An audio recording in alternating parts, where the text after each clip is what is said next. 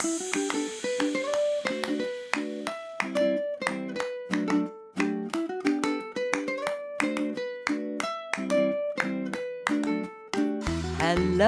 and welcome to Super Great Kids Stories, wise tales from storytellers around the world which will make you laugh and sometimes cry.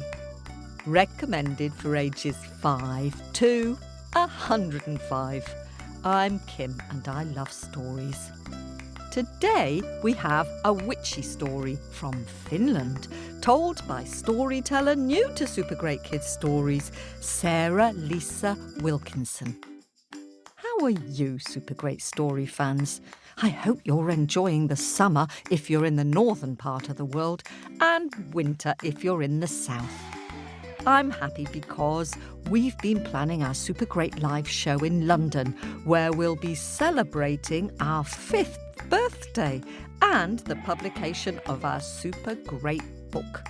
I do love live shows, and if you decide to come, you might like to dress as your favourite character.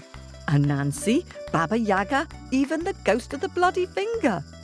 Look on our website, supergreatkidsstories.com, under News, if you'd like tickets for the show.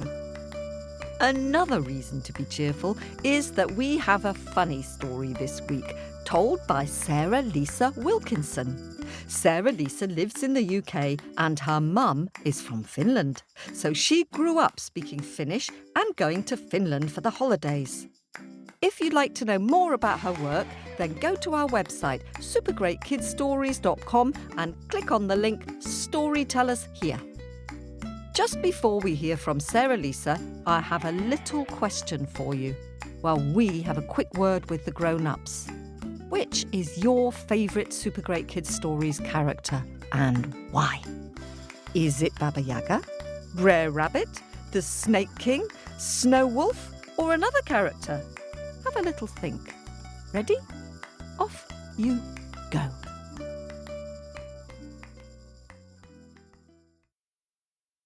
Hello, Super Great Kids, I'm back. Which is your favourite character?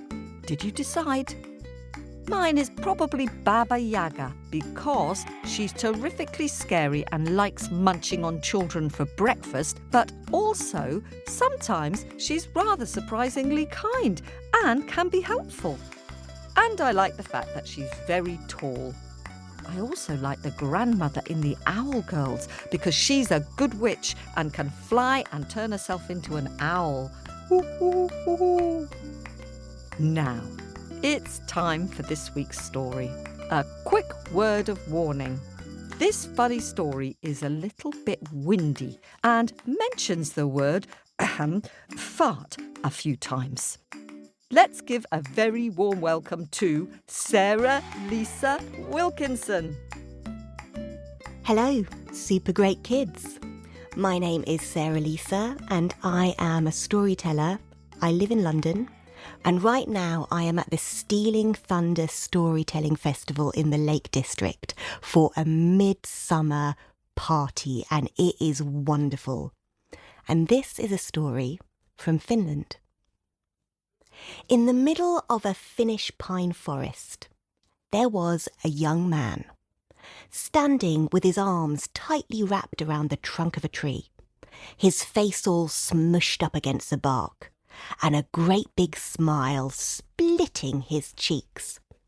His name was Pekko, and the reason for his silly grin was because in his imagination he wasn't hanging on to an old pine. In his imagination he was cuddling Pirkko Pesämäki, the girl who lived in the big house. Because you see, Pekko loved Pirkko so much that every time he saw her, his heart became a bird, broke free from his chest, flying over the tops of the pine trees. He knew that his one chance for happiness in this life was to have her as his partner, for them to live out their days hand in hand, side by side, punainen tapa ja peruna maa, which means, in Finnish, in a red house, by a potato field. And let me tell you, in Finland, that is like the best thing ever. And today was the day. He was going to ask her to marry him. He had got himself dressed up so nicely. He was wearing his best, if a little bit bent at the corner, straw hat. He had sewn colourful patches into almost all the holes in his trousers, and as he stood outside the big door to the big house, he held in his arms the most wonderful bouquet of mushrooms. Because everybody else did flowers, and he wanted to be original. And also, he knew for a fact that Pirkko loved a mushroom.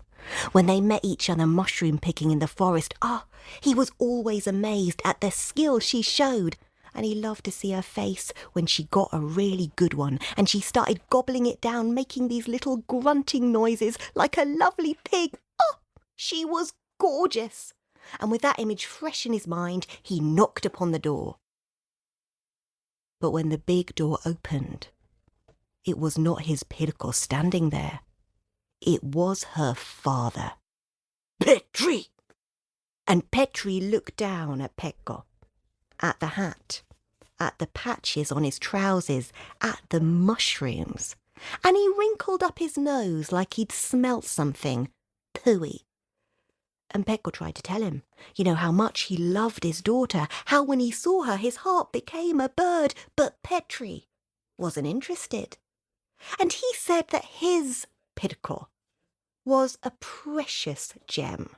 His Pirkko was as fine and as fragile as a china cup on a china plate, and the hands of her husband would be the hands of a gentleman, not some common or garden ragamuffin. In fact, this very day he was hosting a little party, a little coffee and cake soiree for two of the finest, most eligible gentlemen in the village, and Pekko would not be invited. The door slammed in Pekko's face. The mushroom tumbled to the ground. And when Pekko turned around, his head hung low, his shoulders were slumped, and if only he had looked back, he would have seen, pressed up against the window pane, Pirkko.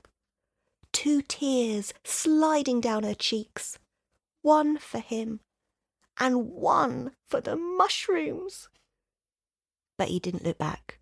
He didn't look where he was going at all. He didn't care anymore. He was running back into the forest. His cheeks were burning with shame. His eyes were hot with angry tears. He was thrashing and smashing and crashing until...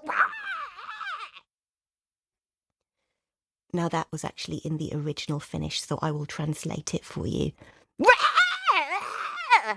And he realised that what he had taken for a hump of old bog grass was actually the head of a witch who was sunk in a bog. Now, just in case you don't know this, though you probably already do because you are super great kids, if you ever get stuck in a bog in a pine forest in Finland or anywhere really, don't move around. Don't wriggle about, because the more you wriggle, the quicker and deeper you will sink. But this was clearly a really wriggly witch, because she was sunk all the way up to her witchy chin. All that could be seen of her was her long witchy nose with a classic wart on the end, her wild and wonderful witchy hair, and her thin witchy lips which were calling out, "Apua! Apua! Help! Help!" And Pekko was just not in the mood. But also he couldn't just leave her there, could he? So he got a solid bit of ground, and he plunged his hands, and then his arms, and then even more of his arms into the slimy, grimy bog. He found the hot, prickly hollows of the witch's armpits, and he...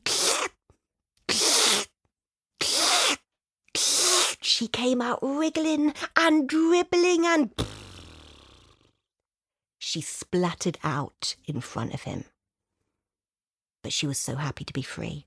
She danced around, waving her witchy arms, shaking her witchy hips. She kept on trying to hug Pekko and kiss him, but he was like, "Oh no, don't, please just stop it." But she insisted on thanking him. So she rummaged around her witchy robes and she pulled out a stone. "Take it," she said. "It has been passed down in my family for generations, from witch to witch to witch, and it has great magical powers." "Cool," said Pekko. "What does it do?" "It makes you fart. Anybody who blows upon this stone begins to fart uncontrollably, and only you, the stone's true owner, can make them stop by taking it away. Whee!" And then she was off, winding her witchy way back through the woods. Well, Pekko looked at the witch's stone in his hand, and he thought, well, that's just great, isn't it? Because, she could have given me the stone of eternal youth or life. Maybe a stone that gave you a lot of money. Maybe even a stone that would have made Pirkko's father see that I, Pekko, truly am the right man for his daughter. Oh, the way he looked at me. It made my blood boil. If only there was a way of taking him down a peg or two. And then he had it. He ran back through the woods, back to the big house. He let himself in through an open kitchen window. He army crawled across the floor, and he placed that stone beneath the stove because he knew when Pirkko's father came in to put the coffee on for his little coffee and cake soiree, he would have to blow on the stove to get it going. And when he did, aha! Then we will see who is a fine gentleman. He heard footsteps outside the kitchen door. He quickly jumped out of the window, crawled beneath the house, and he waited. Until he heard footsteps crossing the floor above his head. He heard the rattling of the coffee pot. And then there was a silence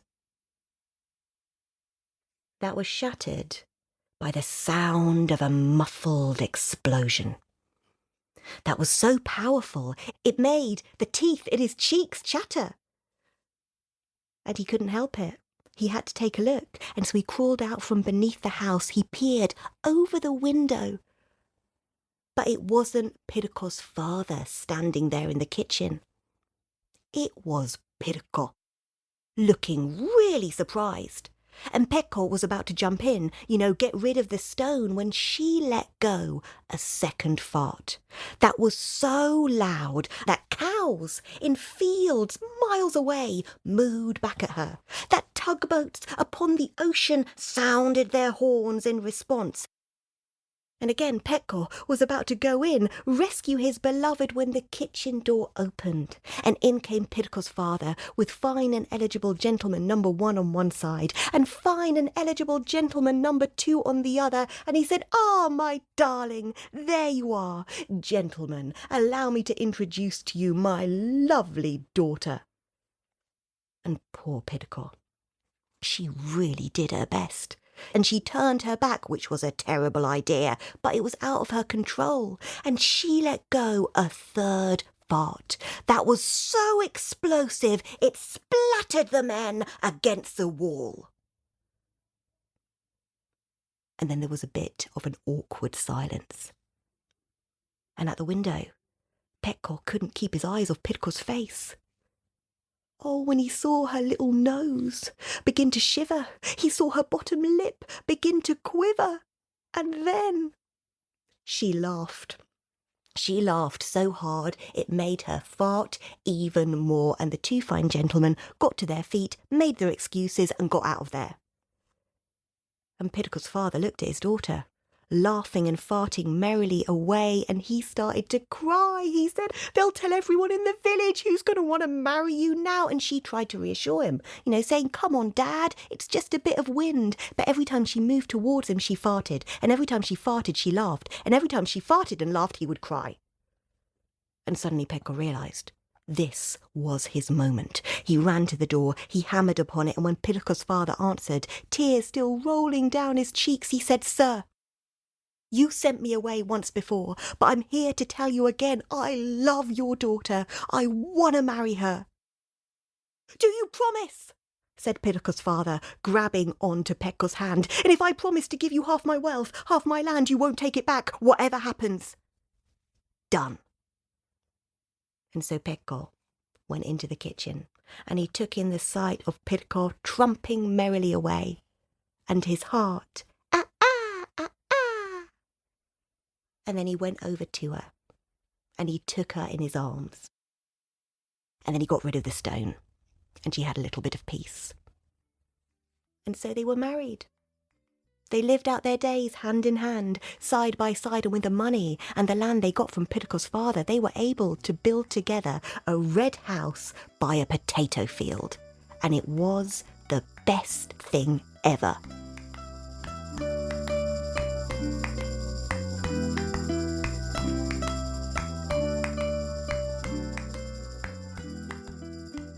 Oh, thank you so much, Sarah Liisa, for sharing that marvellous story.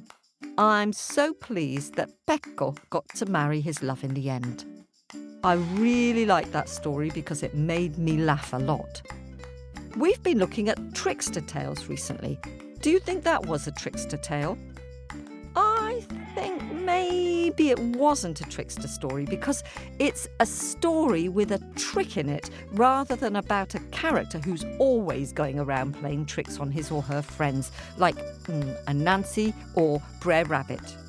Although, I have to say, if I owned a magic stone like that one, I think I might be tempted to use it quite a lot on people who were annoying me. So maybe Pekko might turn into a trickster. What do you think? Now, it's time to say hello to some owlets who've recently joined our storytelling club. So, let's spread our wings and fly around the world with Story Owl to meet them. Let's begin in Canada and welcome Robin, who is nearly 5 and lives in Winnipeg. His favourite stories are, well, any with a Nancy, as well as the Baba Yaga ones and the hairy toe. Robin's family has just subscribed ahead of a trip to France. Bon voyage, wishing you a very good trip. To Indiana in the US now, where owlets Sammy, who is 9, and Katie, who is 8, have been listening for years. Sammy's favourite is Little Half Chick, and Katie's is How the Elephant Got Its Trunk. Good choices. And across the sea to London, here in the UK, to greet 5-year-old Matilda, who's also been listening for ages. She's a fan of Anansi stories, especially Anansi and the hot pepper soup. Matilda is coming to our 5th anniversary show in London in September. See you there, Matilda. I wonder whether she's going to dress up as Anansi. And hello to another long-time listener, 5-year-old Claire in Naugatuck in Connecticut. Claire's favourites include The Ghost of the Bloody Finger, The Princess and the Sylph, and Cap of Rushes. Oh yes, I love Cap of Rushes. Good choice, Claire. And let's head to Portsmouth in Rhode Island, where 9-year-old Hazel recently became an owlet. She sent us a great drawing of one of her favourite stories, Masha and the Big Brown Bear. And the drawing is complete with cherry pies and mushrooms. Lovely picture. Thank you very much, Hazel. Staying in the US, let's head west to Santa Rosa in California, where story fan Peter listens on the drive to school. Peter's been subscribing for the past year and he loves the Anansi stories and anything with fairies and mystical creatures. He's waiting for another leprechaun story. Oh, I'll have to ask Kate Corker if she knows any more. Back east now to the US state of Maryland and hello to Charlotte, who is 6. Charlotte also listens in the car and her favourites are the trickster stories. She really liked the recent story Rabbit Tricks Wolf, told by Gail Ross. Up to Pennsylvania now, where Elliot, who is 6, and his brother Arlo love listening on the way to school. Their favourites are the belly button monster, the hairy toe, the Anansi stories, and the Ghost of the Bloody Finger. Elliot reads books about Anansi at school. That's lovely to hear, Elliot. I wonder if you've tried telling any Anansi stories yourself. Now over to Scottsdale, Arizona, where 6-year-old James listens every day and has heard every one of our stories. He loves them all, but his current favourites are Bone Soup and Cap of Rushes. James sent us a lovely picture of his favourite part of Cap of Rushes, where she's walking and walking and walking until her clothes all turn to rags. Great picture. Thank you very much, James. Hello now to Beatrice, or BB, in Hatfield in Massachusetts, who loves the belly button monster. It was BB's 7th birthday just a few days ago. I hope you had a really happy day, BB. And back to California now, where new owlets, Genghis Khan, Lennon and Baby Willow listen to super great stories every day. Their family favourites are the Baba Yaga stories, Anansi and the Number 5, Anansi and the Magic Yams, and Masha and the Big Brown Bear. Genghis Khan especially likes the scary stories. Well done, you. And that's it for Owlet Welcomes this week. We really appreciate your support. More welcomes next week. And our Pick of the Week picture goes to Madeline from Perth in Western Australia. She drew a picture of the story Stone Soup. Thank you very much for sharing it. It's a really good picture. The family look all contented, huddling together, watching the soup bubbling on the fire. I wonder if you can remember the song, Madeline. Those words are so good, reminding us that we can all help each other to make new friends if we've just moved. Hurrah! If you'd like to see Madeline's picture, go to our Facebook page, facebook.com/supergreatkidsstories, or Instagram at supergreatkidsstories_art. Send us a picture of your favourite story, or of this week's story, with Pekko in his patched trousers and Pirkko standing together outside their red house, admiring their potato fields.